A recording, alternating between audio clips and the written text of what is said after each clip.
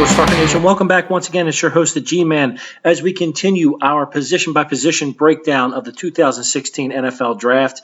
Today, we're going to talk about the big uglies in the trenches. Sorry, that is my Keith Jackson impersonation. People of a certain age, we all have a Keith Jackson impersonation. Whoa, Nelly!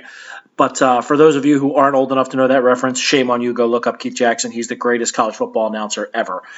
But let's get started as we go through our position-by-position breakdown. I think this is a really good offensive tackle class because I think there's a lot of talent at the top, and I think there's some stuff you can get later as well. I think the middle's a little weak. At the top, he should be at the top of the draft. He's at the top of the offensive tackles is Laramie Tunsil from Mississippi. I know I'm probably over-effusive on this guy because I saw a lot of Mississippi play. He is an absolute stud. I think he immediately steps in as one of the most talented athletic in the league. I don't know if he'll be perfect right away, but I think he's unbelievable. He's strong. He's athletic. He's quick. He has quick feet, good hands. To me, he's as close to a can't miss as you can possibly find. I am shocked that the Titans moved out of this first pick. I was talking to my family and friends and said, I think it was a bad move by both sides. The Rams gave up entirely too much. It's ridiculous, the haul they had to give up. But I don't know how Tennessee didn't just sit there and take a bookend tackle to protect Marcus Mariota for the next 10 years. To me, he is like Tyron Smith, who right now to me is the best left tackle in football. That is my comparison today for Laramie Tunsil.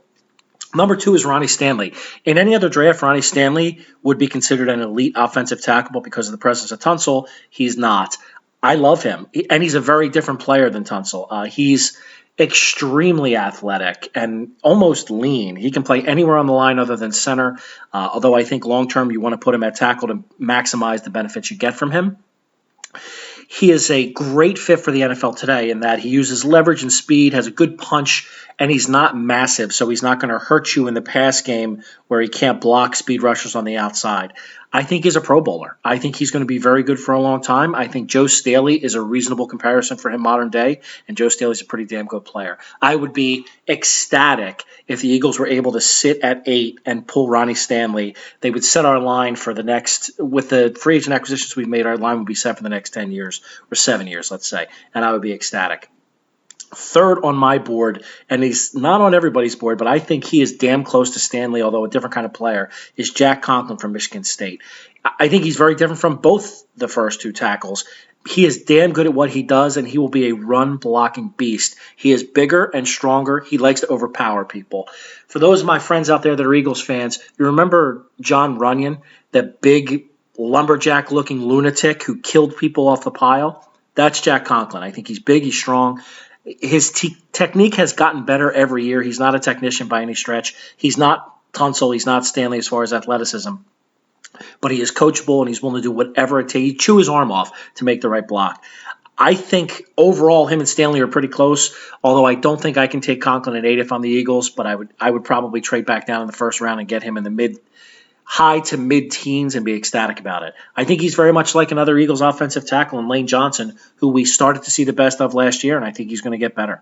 Number 4, another guy that I have higher on the board than most people is Germain Ifedi from Texas A&M. He's never mentioned among the big 3 or even the big 5. There's other guys below him that they mention. I think he's intriguing. He is a really, really big dude, and he's not necessarily the most toned guy, but if you watch him play, he has really quick feet and quick hands. He's not as strong as you would hope for a guy his size. But if he can adapt to the pro style and use those hands and feet, I think he has a chance to be pretty damn good. He reminds me of Andrew Whitworth for the Bengals. So Germain Ifedi from Texas A&M, I wouldn't be shocked to see him go in the first round as well. Taylor Decker from Ohio State rounds out my top 5. He's not your typical offensive lineman that comes out of Ohio State. He's more technique and leverage. As they've switched their offense, the guys that they go after have switched as well. So he's not just a big mauler like they used to get all the time. He's more of a technician, and he's good at it. I think he's going to have to stay sharp because he doesn't have the overall physical athleticism and tools to overpower you, so he has to be on his game with his technique, but I think he can. And I think in the second round, I think he's an excellent value. He's more of your longer, leaner tackle, like a Sebastian Vollmer from New England, previously from New England. And I think he has a chance to be pretty good. So there's my big 5. The next 5 in order would be Caleb Benenoch.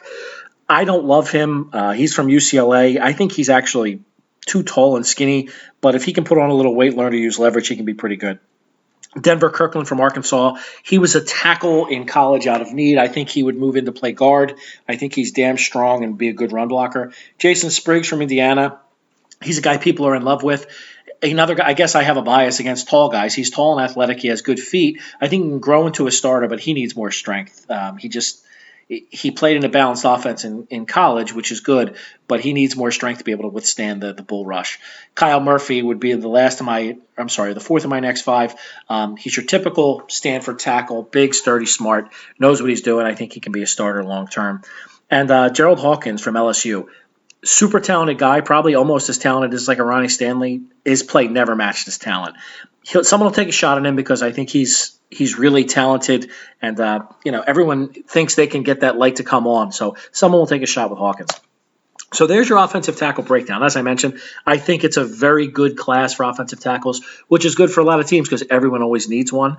But if the Eagles can somehow swing one of these guys in the first round, I'll be ecstatic. I'm sure some of you fans of other teams would love one of these guys in the first round for your team. They make a huge difference. Other than the skill position players that are the sexiest picks, offensive tackles, defensive ends, and cornerbacks are the most important. So that's your 2016 team or position by position review of the NFL draft. There's your offensive tackles. I'm your host, the G-Man, and I am out.